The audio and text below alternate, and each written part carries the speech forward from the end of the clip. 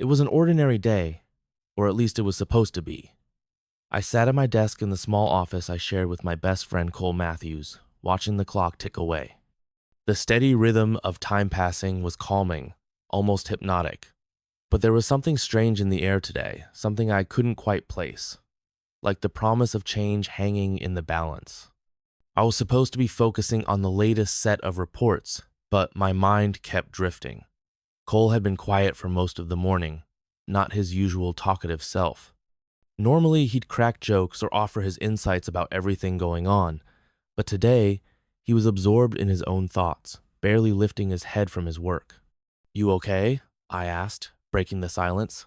Cole looked up, his brown eyes tired but warm. "Yeah, just thinking about something." I raised an eyebrow. "You're not thinking about the game tonight, are you? I know you've been talking about it for days, but that's hours away." He chuckled, but it was a half-hearted sound, like he wasn't really into the idea anymore. "No, not that. Just something personal." I didn't push him further, though I was curious. Cole had always been an open book with me, but now something was different. I could feel the weight of whatever he was carrying, and I couldn't help but wonder if it was something to do with his relationship with Tessa, his girlfriend. They'd been together for a while, but I knew that things hadn't been perfect. Tessa was amazing, but Cole and I had talked about some of the challenges they'd been facing recently. Still, he never seemed this distant before. I was about to say something else when the door opened, and my boss Nathaniel Gray stepped inside. He was tall, with salt and pepper hair and an air of authority that seemed to demand attention, though he rarely exercised it. Nathaniel wasn't the type to micromanage, but when he did speak, people listened. "Luke, Cole, I need to speak with you both," he said, his voice firm yet calm. "There's been a change in the project timeline. We'll need to adjust our approach." I nodded and gestured for him to go on. Nathaniel had always been a professional, and I respected him for it. He wasn't the type to deliver bad news without offering solutions, which made him a rare kind of boss in my experience. "We're bringing in Paige Hunter from another department to help with the adjustments. I trust you both will welcome her to the team." "Paige?" Cole's voice cracked slightly, and I turned to look at him. His expression had shifted, though it was hard to read. There was something in his eyes, a flicker of surprise, maybe even apprehension. "Yeah, she's a great asset to the company. We'll need her skills for this next phase," Nathaniel explained. "I'll leave it to you two to get acquainted with her. We'll be in tomorrow morning." As Nathaniel left, I could feel Cole's tension rising. The way he spoke Paige's name, something was off. "What's going on?" I asked, once we were alone again. Cole leaned back in his chair, running a hand through his dark hair. "Paige and I, we go way back. We used to work together before she moved to a different department. I could see how that would make things awkward, but it wasn't the kind of thing I would have expected to cause Cole this much stress." "Is that it?" I pressed, looking at him closely. "It doesn't sound like a big deal." Cole's eyes flickered for a moment before he met my gaze. "It's complicated. We were close, really close. And, well, when she left the department, things didn't end on the best terms. It's just strange having her back." I nodded slowly, starting to understand. "Do you think it'll affect the work?" He hesitated.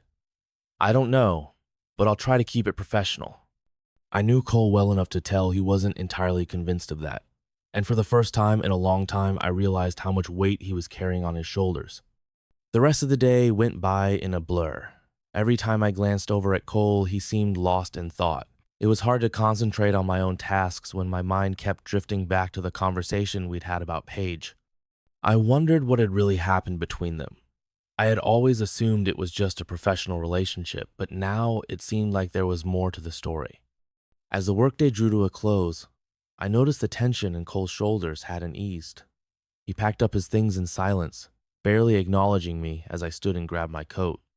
It was clear he wasn't in the mood for our usual end-of-day banter. "Hey, you sure you're okay?" I asked again, stepping up to him as he adjusted the strap of his bag over his shoulder. "I'll be fine," he said, forcing a smile that didn't quite reach his eyes. "Just a lot on my mind." "Call me if you need to talk," I said, my voice firm. I couldn't shake the feeling that whatever was going on with him and Paige wasn't something he was willing to share just yet. But I couldn't just let him go home feeling like this either. He nodded, but he didn't say anything else. I watched as he walked out the door, his steps slow and heavy. I stayed behind for a little while longer, thinking about everything. Nathaniel had mentioned that Paige would be starting tomorrow, and I couldn't help but wonder what kind of impact she would have on the team. Was it just the past between her and Cole that was affecting him, or was there something more to it? Either way, I had a feeling things were about to get a lot more complicated around here. With a sigh, I grabbed my things and headed out the door. I wasn't sure what the next day would bring, but I knew one thing for certain. Nothing was ever as simple as it seemed at first glance. The morning sun filtered through the office windows, casting long shadows across the polished wooden floors. It was quiet when I arrived, as usual. The office wasn't exactly bustling at this hour, but I could already hear the soft hum of the coffee machine in the break room, a sound that I'd come to associate with the beginning of a long workday. As I sat down at my desk, I glanced over at Cole's empty chair. He hadn't arrived yet, which wasn't surprising considering how late he'd stayed last night. I was worried about him. He'd been distant, lost in thought, and I had the feeling there was more going on with him than he was letting on. But for now, I had to focus on the tasks at hand. I pulled up the documents Nathaniel had left for me the night before, the ones that outlined the changes to our project timeline. I skimmed through them, though my mind kept wandering back to the conversation with Cole. What had happened with Paige? Why was he so uneasy about working with her again? The questions swirled in my head, but before I could dwell on them too much, I heard the sound of footsteps approaching. "Morning, Luke." I looked up to see Paige Hunter standing in front of my desk. I hadn't expected her to be the first one to arrive, but there she was, offering me a warm, friendly smile. She was just as I remembered her from the few times I'd seen her around the office before she'd moved to another department. Dark hair that fell in soft waves around her face, a tall, athletic frame, and an easygoing demeanor that made her approachable. "Morning, Paige," I said, trying to keep my voice steady. "You're here early." She shrugged with a small smile. "I like to get a jump on things. Nathaniel mentioned there's a lot to catch up on with this project."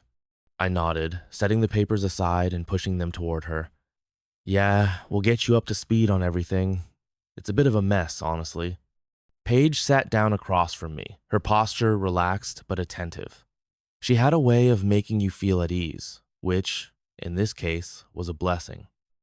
I wasn't sure how much I would like working alongside here, especially with everything that had been left unsaid between her and Cole, but for now, I had to focus on the work. "I'm sure we can figure it out," she said, flipping through the pages. "I've worked with worse situations before." I smiled, appreciating her confidence. "I'm sure we can. Nathaniel mentioned he wants you to take the lead on the next phase of the project. I'll be here to help with whatever you need." "Thanks. I'm looking forward to it."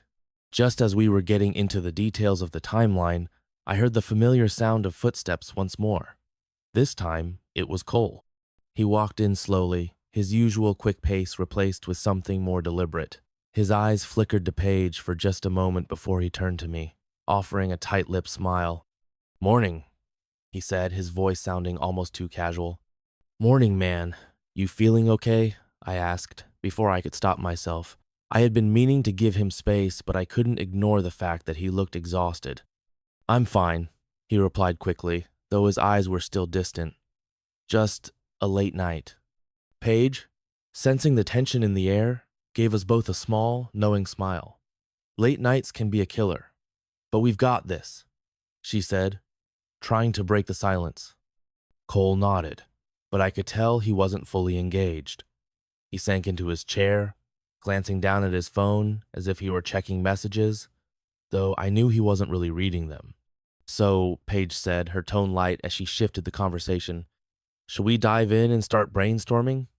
I'm happy to take any suggestions you guys have. I'm all about collaboration." Cole was the first to speak up. "Yeah, we'll need to prioritize the timeline updates. The sooner we get the new proposals in, the better." His voice was more businesslike now, but I could still hear the strain underneath. I watched the two of them, trying to gauge the unspoken tension that seemed to settle between them. I could tell Cole was doing his best to keep it professional, but there was something in the way he interacted with Paige that made me think their history was more complicated than either of them was letting on. As we worked through the morning, I couldn't help but notice how often Paige would glance over at Cole, or how he would look at her when he thought no one was paying attention. It was subtle, but it was there an undercurrent of something that neither of them was ready to address. I couldn't ignore the feeling that the air between us had shifted, and I was caught in the middle of it. By lunchtime, I was feeling the weight of the situation more than ever. I wanted to ask Cole what was going on, to try to break through whatever wall he'd put up, but something told me he wasn't ready to talk about it yet. Paige, too, seemed to be keeping her distance, though I could see the flickers of discomfort in her eyes whenever their paths crossed. We grabbed lunch together, a rare occurrence in our usual office routine, but we couldn't avoid the fact that the atmosphere between us had changed. I tried to steer the conversation toward neutral topics work, the weather, plans for the weekend, but it was clear that both Cole and Paige were preoccupied. Finally, I couldn't take it anymore. So, Paige, I started hoping to break the tension without making it too obvious. What brought you back to this department? I know you've been around the company for a while, but you've always been in different teams. Paige smiled, though it seemed a little forced. Just needed a change of pace. Nathaniel offered me the opportunity, and it seemed like the right move. I'm ready for something new. I can see that, I said. It's a good fit. But as the conversation progressed, I could see Cole growing increasingly uncomfortable. He barely spoke, only offering a nod here and there, his attention split between his food and his phone. I had no idea what was going on inside his head, but I knew this wasn't normal for him. Later that afternoon, as we gathered for the final round of discussions, Nathaniel walked in. He had a fresh energy about him, but I could see the stress in his eyes as well. It was clear that the project was taking its toll on everyone, even if we were trying to keep things under control. We'll need a plan for the next phase, Nathaniel said, his voice sharp. And I trust you all will be able to handle it. Let's make sure we get the best results, no matter the personal complications. I glanced at Cole, then at Paige. Both were avoiding eye contact. Whatever had happened between them, it wasn't something that could be fixed just by working together. But for now, that was all we could do. The project had to move forward, even if we weren't quite ready to confront the past.